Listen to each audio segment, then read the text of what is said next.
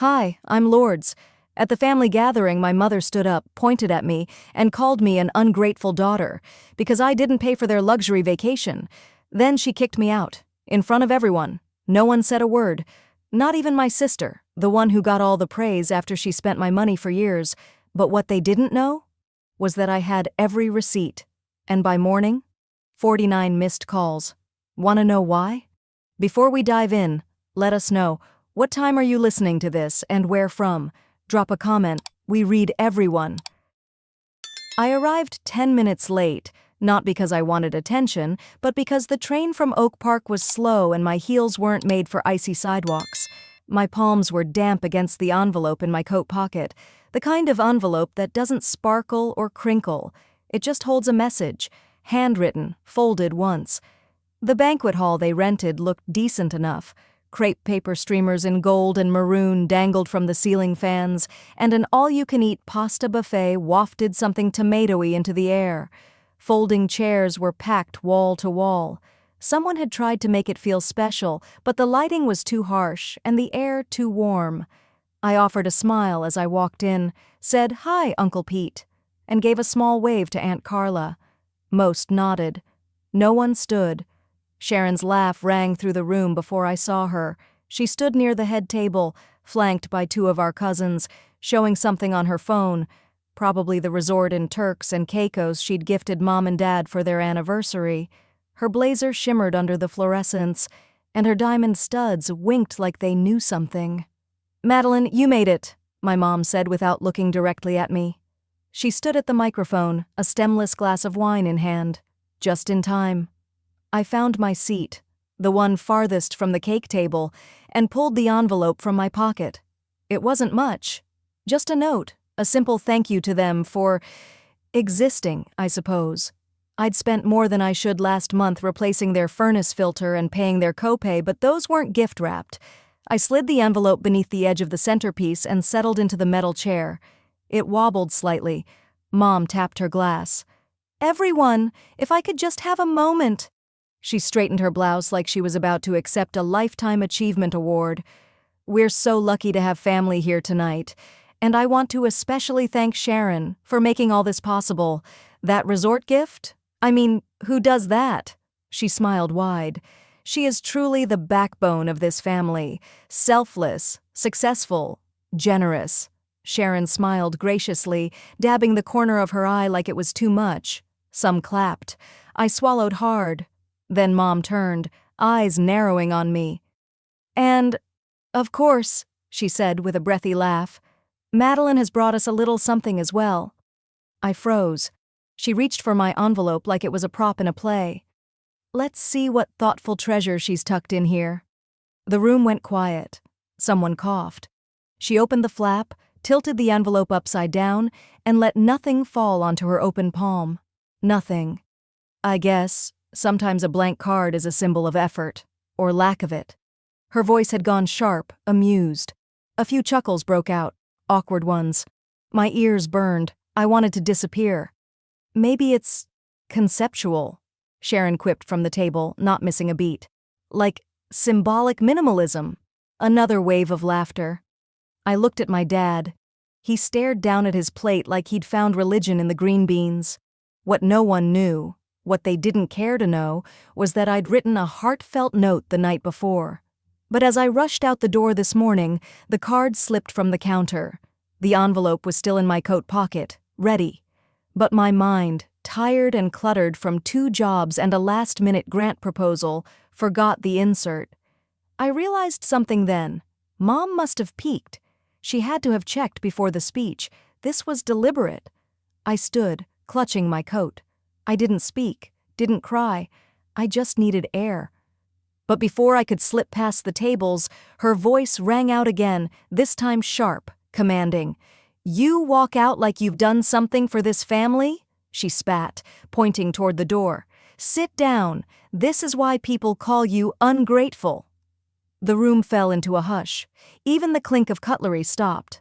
My niece, Sharon's youngest, looked up from her iPad and blinked at me, like she wasn't sure what side to be on. My knees locked in place. I stared at Mom, then around at the room of people I'd known all my life, each suddenly more stranger than kin. I didn't argue. I didn't defend myself. I just walked. The cold outside cut through my coat, but it felt cleaner than the air in that room. The snow crunched under my boots as I made my way to the bus stop. No one followed. Back home, I kicked off my shoes, turned on a single lamp, and sat at my desk in silence. The envelope sat in my coat pocket, still empty. Or maybe not. Maybe it was full of everything I'd stopped saying. I opened my banking app. Mom's prescription copay? Canceled. Dad's car lease payment? Canceled. Niece's online tutoring? Canceled. No announcement. No fireworks. Just a quiet click and confirmation. I leaned back in my chair and whispered to the room, to no one. Ungrateful? Fine. I'll show you what that really feels like. The silence didn't last long. At exactly 6:13 a.m., my phone buzzed so violently on the nightstand, it jolted me awake like a fire alarm. I blinked, still groggy, and squinted at the screen. 49 missed calls. From 4 different numbers, Mom's, Dad's, Sharon's, even my niece's high school number for some reason. For a moment, I just stared at it. No panic, no dread. Just a strange sort of stillness in my chest, like my body already knew what was coming and decided not to flinch. I slid the phone into my palm, opened the voicemail tab. The first was from Mom, her voice sharp and clipped. "I can't believe you would do this. What kind of daughter lets her family go without basic support?" Beep. Next one. Same number, different tone, sobbing. "I'm sick. I didn't think you'd actually go through with it." Beep. The third was soft and unnervingly polite. "Sweetheart, if this is about last night, we were just joking. Sharon didn't mean it. Call me back, okay?" Before I could process any of that, a new text banner popped up. Sharon. Was that necessary? That was all she wrote. 4 words, without punctuation, like I'd keyed her car over a misunderstanding. I didn't bother responding. I opened the thread, stared at it for a second, then hit delete. Outside, the early spring sun was starting to push through my blinds. I pulled myself up, dragging the comforter with me like armor. My apartment was quiet, too quiet for a morning that had already started burning. A few minutes later, my phone rang again. I let it go to voicemail. Then it rang once more. Mom, again. Then a flurry of texts buzzed in. Mom, pharmacy said the copay card was declined. I need my heart meds. What is going on? Mom, you do realize this is dangerous, right? I could die. Dad, toll pass didn't work this morning. What the hell happened? Niece, Ava. Auntie? Ms. Gomez said I can't come to tutoring this week. Did I mess up? Are you mad at me? My fingers trembled slightly, not from guilt, but from restraint. They were unraveling fast, like a house that suddenly realized the foundation was gone. I'd been the quiet scaffolding for years. Groceries here, copays there. I paid for Dad's lease because his credit had tanked after some bad investments, though no one ever talked about that out loud. I covered Ava's tutoring because Sharon said it wasn't in their budget that month, which somehow became every month. Never once did I get a thank you card. Never even a verbal acknowledgement. It was all implied, a duty cloaked in silence. And now, with a single move, I'd pulled the cord. Then, among the whirlwind of panic and blame, one text caught me off guard. Aunt Deborah. About time someone stood up to her. Proud of you. P.S. Call me, but not on speaker. Deborah, the black sheep, the one everyone whispered about but never invited. She'd walked out on the family 20 years ago after an argument no one ever fully explained. According to Mom, she'd burned bridges. According to Dad, she'd lost touch with reality. But according to me, right now, she might be the only one who ever truly saw things for what they were. I didn't call her back. Not yet. But her message felt like a hand on my back when the world turned away. Just before lunch, another notification blinked in. This time, it was an email from Mom. Subject line, "Re, what you've done." I opened it, half expecting more pleas, but it was something else entirely. You've always been selfish. You think money replaces love? No child leaves her mother without medicine and heat. You've emotionally abused us for years with your cold distance. Don't act like a martyr now. You've always been like this. I read it 3 times, then read it again, slower. Cold distance? I'd canceled my own weekend plans for the past 2 years just to drive her to doctor's appointments. I'd taken vacation days to sit with her during tests and blood draws she never remembered scheduling. I'd paid for the oil heater last winter when the furnace broke, and I'd never once said a word about any of it. Dad followed up a few minutes later. "You could have talked to us before lashing out like this." It was stunning, how quickly the silence twisted into accusation, how love, when conditional, turned feral the moment the faucet ran dry. I closed my laptop and leaned back on the couch, staring at the ceiling. For a moment, I couldn't tell whether I was more tired or more angry. Maybe both. A memory flickered. 2 winters ago. Sharon had called me in a rush, saying she'd forgotten to refill Mom's prescription before flying out to Florida. "Could you just handle it?" "I'd owe you one," she said, half laughing. There was no one to collect. I drove 30 minutes in a snowstorm, waited in line for 45, and paid out of pocket. That was the first time I ever thought, if I don't do this, no one will. And yet, all it got me was an empty envelope and a room full of averted eyes. I walked to the window, coffee mug in hand. Outside, the street was already alive with Monday bustle. Neighbors scraping frost off windshields, dogs tugging their leashes, kids in mismatched jackets waiting for the bus. The normal world. I opened a blank document on my laptop, paused for a breath, then started typing, "They don't want me. They want what I give. I gave them everything, so I'm done." I saved it as exitplan.docx and shut the lid quietly. It wasn't rage that filled me now. It was clarity. That night, I hardly slept. I lay in bed staring at the ceiling, my body still but my mind on fire. I kept hearing Sharon's last message, "You wanted out? Stay out?" And then silence. It echoed louder than any insult ever could.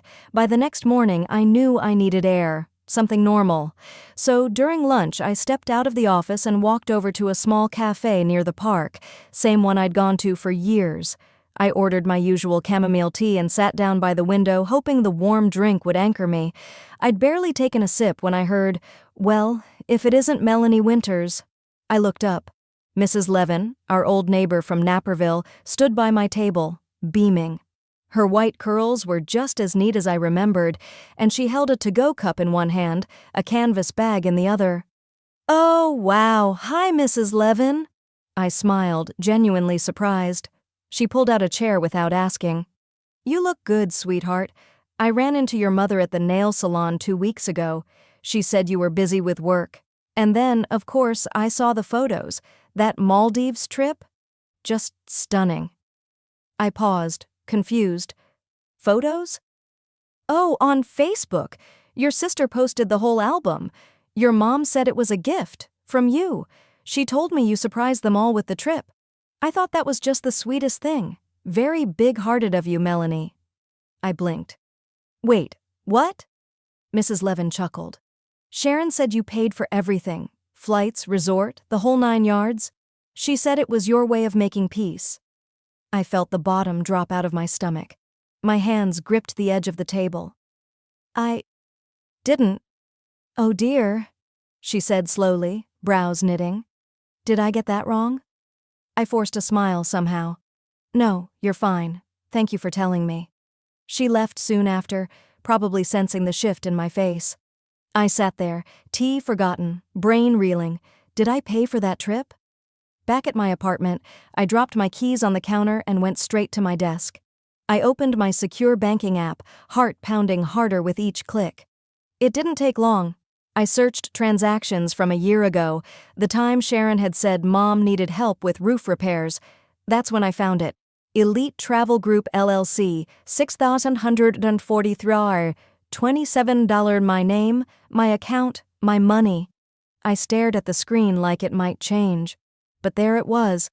I had paid for the Maldives trip, without knowing, and they'd let me sit alone at Thanksgiving, ridiculed me for being selfish.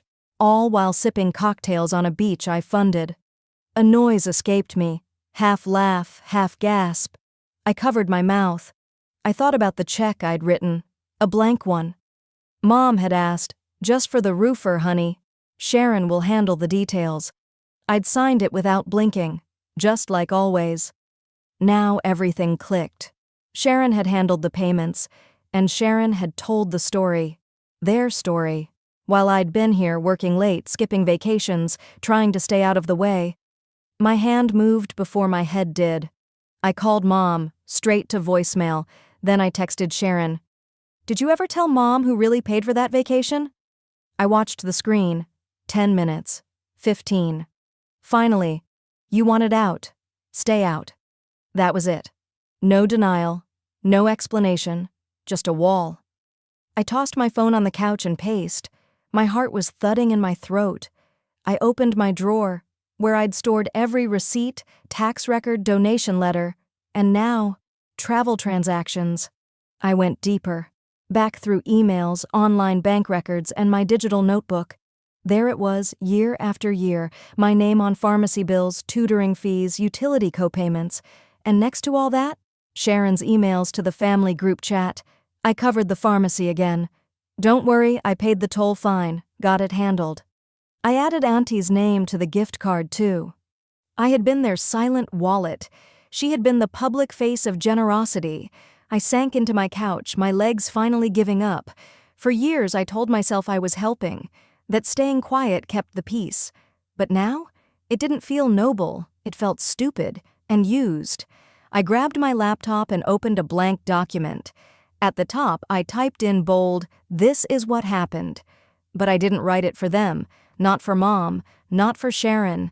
This one wasn't going to be another invisible act of kindness.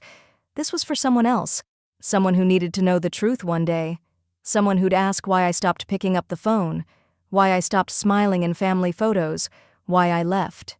And maybe, just maybe, it was for me too. I had barely saved the draft when a new email pinged. The subject line read, "Legal inquiry, urgent response needed." And that's when I got the email that changed everything. I was still staring at the blinking cursor on my half-written letter when the email landed.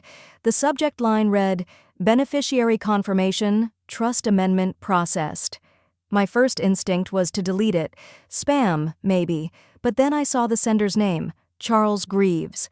Mr. Greaves had handled our father's finances for over 20 years. He was the kind of man who wore wool vests in July and always added, "Hope the family is well," to his messages. Even now. I clicked. "Dear Ms. Conway, just confirming the beneficiary update for the Conway Family Trust was completed as requested 6 months ago. If this change was not initiated by you, please contact our office immediately. Regards, Charles Greaves, Managing Advisor, Greaves and Holton Asset Group." My hands froze above the keyboard. I blinked, rereading the words slowly. Beneficiary update. 6 months ago? What change? I clicked the thread open and scrolled down. Attached was a scanned form, signatures, date stamps, formal language. One line caught my eye and held it like a vice. Updated primary beneficiaries, Sharon Conway and Carol Conway. All other named parties removed per Section 4A, Clause 2. I couldn't hear anything except my pulse hammering in my ears. Removed. I hadn't signed anything. No one had called me. No discussion. No warning. I had just disappeared from my father's final gift. For a moment, I couldn't even move. Then I stood abruptly, the chair screeching across the floor, and paced to the kitchen, my mind flailing for logic, for memory. I poured a glass of water and barely tasted it as a memory surfaced, unbidden. Dad, sitting on the porch after mowing the lawn, a towel slung over his shoulder, had said, "I don't want money to come between you girls. It's just paper. What matters is you both feel seen." He had worked 38 years in the same insurance office, socking away that trust account bit by bit for our futures. Back then, the account had a note beside it, to be divided equally between Melanie Conway and Sharon Conway upon my passing. Equal. That word had stuck with him, apparently not with them. My hands moved on their own, dialing the number at the bottom of the email. I left a message. Hi, this is Melanie Conway. I did not request any beneficiary update. Please call me as soon as possible. Then I pulled out the worn binder labeled Dad, legal from my bookshelf. Inside, his will, his original trust documents, and a flash drive I hadn't touched since the funeral. I plugged it in. Files opened like old ghosts, scans, letters, even a voicemail. I clicked play. You've always carried more than your share, Mel. Don't think I don't see it. One day that kind of heart will come back to you. I sat very still. It wasn't just the money, it was the lie that hurt more. There had been a form, dated 6 months ago, signed by Sharon and my mother, no mention of me, and in the comments section, Melanie Conway has declined contact with the family, wishes to remain estranged. What? I hadn't declined anything. I had been cut out. I didn't cry, I didn't scream, I just breathed, slowly, measured. I turned off the voicemail, lit a small candle on the table, and opened a new folder on my laptop. Conway case, personal. Inside, I started placing files. Exhibit A, screenshot of the trust form showing my removal. Exhibit B, screenshot of Sharon's text, "You wanted out, stay out." Exhibit C, my original bank record from the Maldives trip, billed under my name. Exhibit D, that voicemail from Dad. My fingers moved faster than my mind. I wasn't sure what this folder would become, but I knew I wasn't keeping it in the dark anymore. Maybe it wasn't for revenge, maybe it was for clarity, or maybe just proof. At least, that's what I thought. Until my phone buzzed. Nina, my cousin. I hadn't heard her voice in months. I answered cautiously, "Hey." There was a long pause on the other end. Then her voice, soft, familiar. "Hi, Mel. Listen, my mom told me what happened at the gathering, about the photos, the seat, the loan thing." She sighed. "Just wanted you to know I don't buy it, not for a second." My throat tightened, but I didn't speak. "I remember how you used to drive Aunt Carol to her chemo appointments, how you helped Sharon move 3 times. People forget fast, but I don't." I let out a breath I didn't know I was holding. "I'm here," she said. "Whatever you need. I've got you." It was the first time in days someone had spoken to me like I wasn't a problem. I looked at the open folder on my screen, the candle flickering beside me. And in that moment, I knew I wasn't going to stay quiet anymore. By the time I stood from my kitchen table that morning, the printer still hummed behind me, spitting out the last page of the trust documents. I'd hardly slept. My coffee had gone cold, untouched, but I had what I needed, and that was enough. I slipped the printed papers into a slim black folder, tucked it into my tote, and headed out into the gray, rainy morning. The clouds pressed low over the city, like the sky itself was holding its breath. I didn't grab an umbrella. I needed the rain on my face.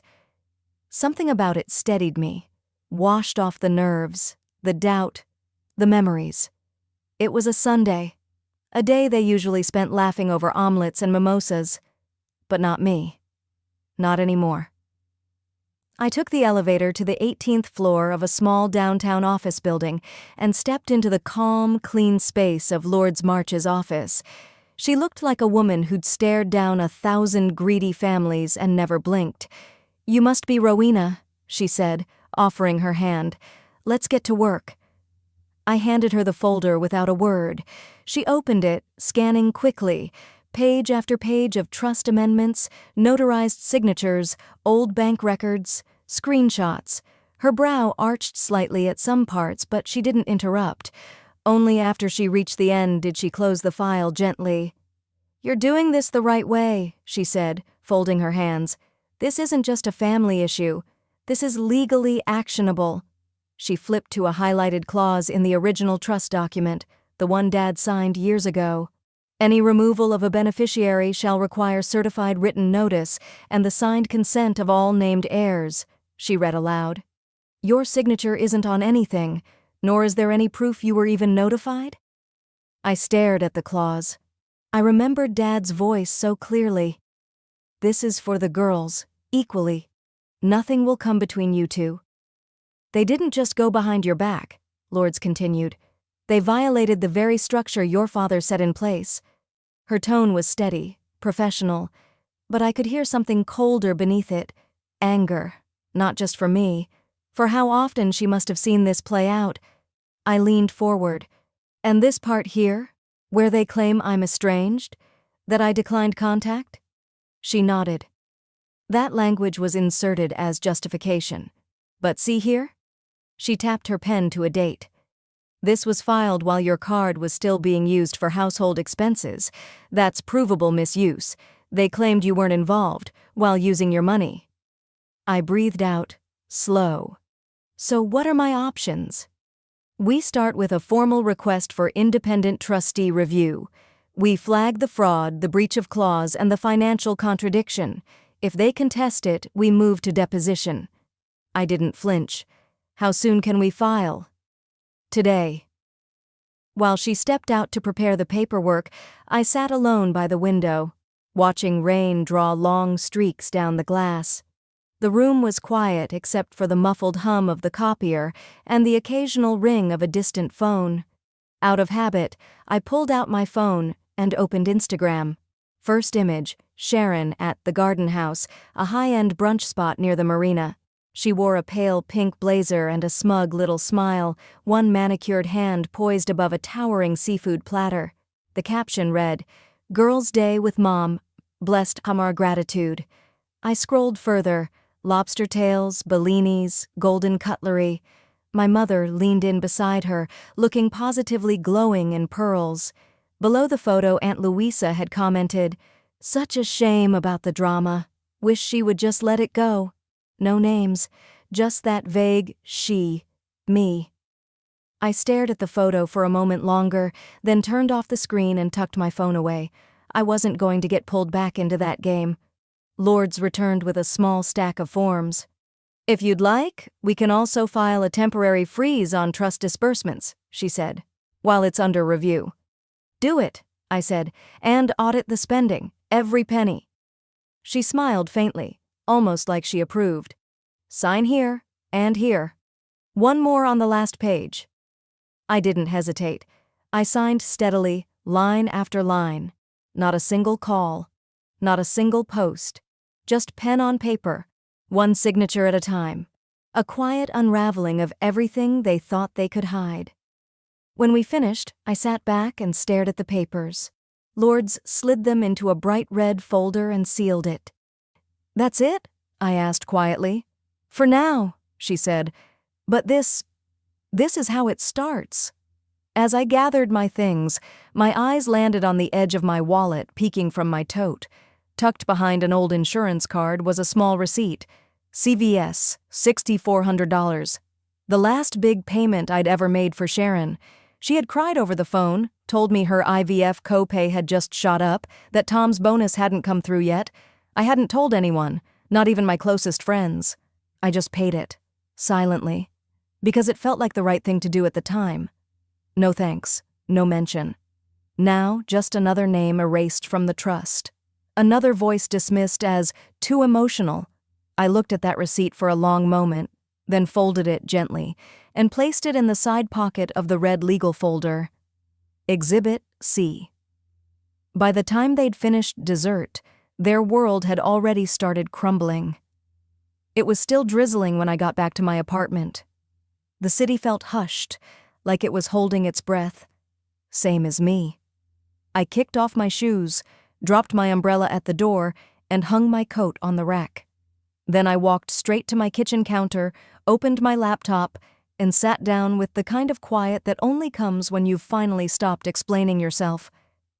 I didn't need coffee. My mind was wide awake, sharp, focused. The screen glowed to life with the financial dashboard I'd logged into 100 times before, but never like this. Never with the full weight of clarity behind my actions. I started with the Bundy family shared account. It used to be our joint family pot, where I'd drop in contributions like birthday gifts, medical copays, groceries when Mom claimed she forgot her card again. My last deposit? $12,480. Half of it was supposed to cover Sharon's property tax that she accidentally let lapse. I hovered over the transfer button. No music, no drama, just a deep, still inhale. Then I moved the entire amount into my newly formed LLC account. I'd named it Safe House Ventures, my little fortress. Seconds later, the shared account zeroed out. I didn't even blink. Somewhere, in a sunny kitchen full of expensive ceramic and smug brunch vibes, I knew my mother's phone had just pinged. I clicked over to the education fund, the one I helped create when Sharon started planning for her daughter's college years. Years ago, she begged me to match her savings, just to make the interest more attractive to the bank. Back then I agreed, thinking family meant sacrifice. The fund was in both our names, but I was the only one who ever actually deposited money. That made the legal structure simple, clean. The money was mine. I moved it too. Clean break. While the funds rerouted, I sipped green tea. I didn't feel triumphant, just right. Like something long overdue had finally shifted into balance. "This isn't revenge," I murmured into the steam. "It's correction." And then I remembered something. A fragment from a conversation with Dad years ago. It had floated into my mind like a leaf falling through fog. Something about a credit union. Some account he set up under my Social Security when I got my first real job. I dug through old emails, trying combinations of passwords I hadn't touched since my 20s. It took a few tries, but eventually I got in. There it was. A dormant account under Dad's name, but with me listed as the sole beneficiary. $18,200, untouched, quiet, waiting. There was a single line in the metadata. It read, "If they ever turn on you, use this." I just sat there, hand over my mouth. I could almost hear his voice, calm, steady, protective in that way he always was when Mom wasn't in the room. I didn't cry, but my throat tightened. The moment broke when my phone lit up on the table. First, a call from Mom's cell. I let it ring out, then Sharon, then Aunt Louisa. Then the texts started flooding in. "Did you touch the trust account?" "What is going on, Vespera?" This isn't how family solves things. I turned the phone face down and walked to the window. The rain was steady now, gentle, cleansing. I cracked the window open and let the cool air move through my space. My lungs expanded for the first time in what felt like weeks. Every purchase, every holiday, every emergency I covered. I'd told myself I was being generous, but deep down, I think I believed I could buy my way into being seen. That maybe, just maybe, they'd finally treat me like more than a backup plan. I was wrong, and I was done trying. A notification buzzed, this time not from them, but from Lords. Lords March. They just emailed. They're panicking. "You have leverage." I picked up my phone again and typed back, "Me. Good. I don't want to destroy them. I just want them to see me as more than their ATM." I sent it. Set the phone down. The transfers were done. The trust was now under legal review, and I hadn't posted a single thing. Not a quote, not a hint, not even a passive-aggressive story like Sharon loved doing. The silence was enough. But I had no idea Sharon was already planning a counterattack.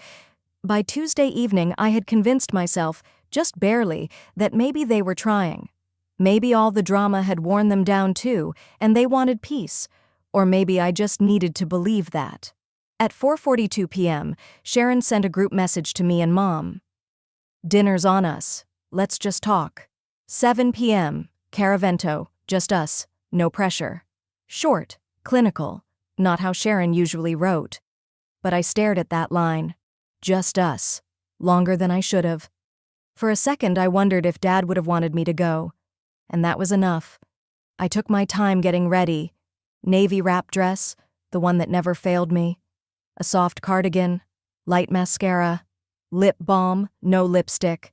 I left the necklace Dad gave me in the drawer. No distractions, just clarity.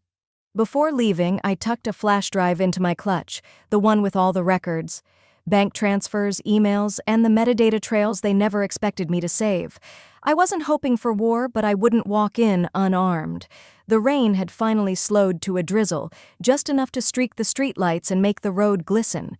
I parked across from Caravento, checked the group text again, same name, same time, and walked toward the host stand. The restaurant smelled like lemon butter and rosemary. Soft jazz floated beneath the low murmur of evening chatter. Couples in quiet conversation, a table of older friends laughing gently over wine. It should have felt like peace. But when I gave the host Sharon's name, his smile dimmed. Sorry, we don't have any reservation under that name. I blinked. Can you check again? Maybe it's under Bundy? He tapped a few keys, squinted, then shook his head. I've actually had 3 people call today to confirm that name, but no reservation ever showed up in our system. He was polite, but firm, and he clearly didn't recognize me as one of the previous callers. I stood there a moment longer, trying to process the gap between what I expected and what was happening. Then I stepped aside, pulled out my phone and called Sharon. No answer. Called Mom, straight to voicemail. I opened the message again, scrolled up. The words hadn't changed, but now they felt surgical, less like an invitation, more like a move. That's when Lourdes texted. Cease and desist just filed. They're claiming misappropriation of shared family assets. I froze. Her next message followed seconds later. From Griffin and Kane. That name ring a bell? My stomach dropped. Griffin and Kane was run by Uncle Derek, Mom's first cousin, retired from litigation but still licensed, still willing, apparently. So that was the real reason for tonight. The dinner had never been about peace, it was about distraction. Get me out of the house. While they filed behind my back, I stepped outside. The air had turned colder, the sidewalk damp against the soles of my shoes. I walked 2 blocks down to the edge of the plaza, where a bench faced west. The sun was dipping below the palm-lined ridge, casting the sky in bands of gold and bruised purple. Pasadena had never looked lonelier. I sat down on the curb, clutch still in hand. The jazz from the restaurant trailed behind me like a memory. My phone buzzed again. Sharon, finally. Just a text. You did this to yourself. I stared at the screen for a long time, not typing, not responding, just letting the silence settle between my ribs. I thought of every holiday I'd paid for, every tuition bill I'd split, every emergency where I was the first call, the last resort, and the one expected not to complain. And here I was, ambushed by my own blood, with a cease and desist, no less. I breathed deep, let the cold air fill my lungs, and I felt something shift, not rage, not panic, something colder, cleaner, like the rain had rinsed away the last traces of hope. I stood up, stretched out my spine, and tapped Lourdes' name. Let's flip the switch, I said when she picked up. She paused. You want to escalate? We're done defending, time to move forward. There was a beat of silence, then she replied, Okay, I'll start compiling the bundle. I've got the flash drive, I said. We're not hiding anymore. I watched as a car pulled up near the curb. 2 teenagers climbed out, laughing, arms linked. I remembered being that age, still thinking family would always be your safest place. How naive I'd been. Lourdes, I said, tomorrow morning, we release it all. All of it? She asked. Emails, spreadsheets, affidavit, no redactions.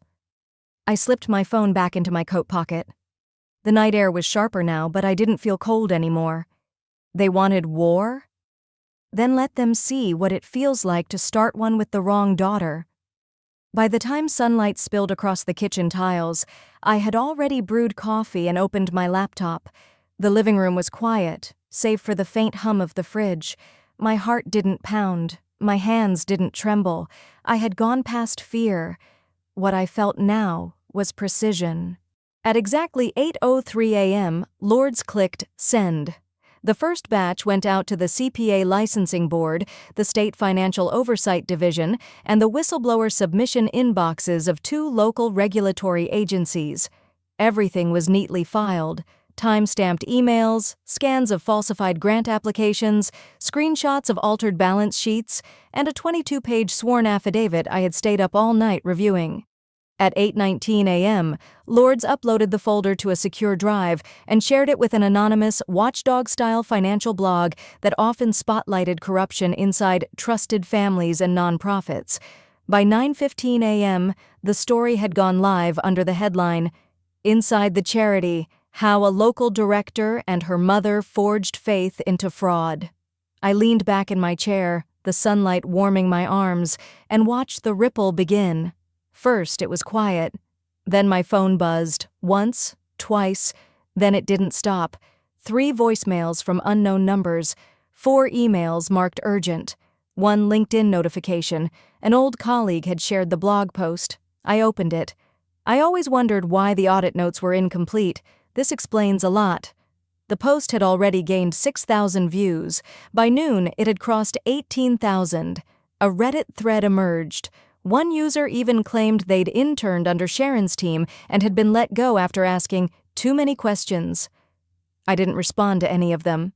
I just sat, watching it all unfold, the way you watch a storm crawl across the sky after years of drought. It was loud, but I felt quiet. Around 1:30 my phone rang. Not a random number. My aunt's name flashed across the screen. I hesitated, then answered. "Sweetheart?" Her voice came through, frazzled. "I just saw the blog. What's going on? Why would you do this to your own sister and your mother?" Her voice trailed off. I kept my tone calm. "Why did they do this to theirs?" There was a silence I didn't fill. "They're saying you hacked things. That this is all made up. They forged financial statements, Aunt Cora, twice, and Mom co-signed a fake community grant to redirect money. I didn't make this happen. I just stopped hiding it." More silence. Then softly, "I don't know what to believe anymore." I let that sit. By early evening, things spiraled further. Sharon's nonprofit pulled its online donation link due to maintenance. The page banner disappeared. A contact at the local food bank posted a vague message. "We take fiscal integrity seriously." No names, but the timing was clear. Later that evening, I got a message from a longtime board member at our mother's church. Just one line. "Is it true she co-signed the forged paperwork?" I didn't reply. I simply forwarded the affidavit. At 6:47 p.m., Sharon texted me. "You've destroyed Mom. Are you happy now?" I stared at it, not angry, not even surprised. It was always easier for her to flip the mirror than face it. My reply was short. "You did that. I just turned on the light." Then I silenced my phone and set it face down. Around 9 p.m., Lourdes forwarded an email from a regional newspaper editor. They were putting together a feature on family-based financial abuse and wanted to interview me. Said they'd never had a source submit so much verified documentation up front. I read the subject line twice, then archived it. I didn't need a headline. I needed the damage to stop. The world was finally seeing what I had lived through in silence. And tomorrow I would show up at the final family mediation, with every receipt I'd ever kept. I walked through the glass doors of the mediation office with the same box I'd packed the night before. Simple cardboard, no drama, just facts. The receptionist gave me a quick glance, then motioned toward the room on the left. Inside, the air was already dense. Sharon was seated with her arms crossed, wearing a beige suit that looked 2 sizes too tight and a scowl that didn't quite hide the nerves behind it. Our mother sat to her right, dabbing under her eyes with a tissue, her makeup blotchy, like it had been applied in a rush, or maybe after crying. The mediator, a woman named Jacqueline who introduced herself at the preliminary session as impartial but efficient, nodded at me, expression unreadable. "Let's try to keep this civil," she said, placing a legal pad before her. I set the box down next to my chair and sat. No words.